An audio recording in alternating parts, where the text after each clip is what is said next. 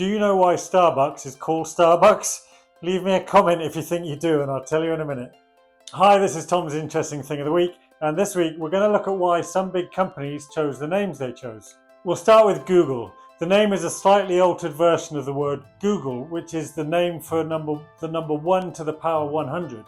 For Pizza Hut, the first restaurant was genuinely an old hut, and there was only room for 9 characters on the sign that it had, and they couldn't afford a new sign. For Apple, Steve Jobs was a fruitarian, and whilst out picking apples one day, he just decided that was a good name. He also said it was linked to the importance of Newton's apple. Answering the Starbucks one, back in old mythology, Starbuck was a character in the novel Moby Dick.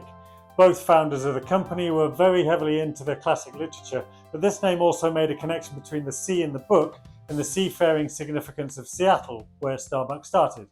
For Amazon, you might already know that it actually started out as Cadabra, a shortened version of Abracadabra, but when a lawyer told Jeff Bezos it sounded too much like cadaver, which is a human corpse, he couldn't get that out of his head. So he wanted something beginning with A, so that it would appear first alphabetically, but also evoked power, majesty, and strength, like the Amazon. With Pepsi, pharmacist Caleb Braddon believed his drink would relieve dyspepsia, a sort of posh name for indigestion. So he simply made a name up from that. Now for Coca-Cola, I've got to tread a bit carefully here because we all probably already know this one. But formally, it's a mix of coca from the coca plant's leaves and cola after cola nuts, which provided the drink's caffeine. Finally, a quick bonus one, Nike, simply named after the Greek goddess of victory.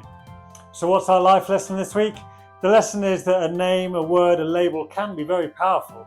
I actually work for a company where we teach people how to communicate better, and I'm reminded of the stat that about 90% of what we communicate is through non-verbal clues, so body language, eye contact, etc. But when you can't see those things, the right words can convey the message you want people to receive.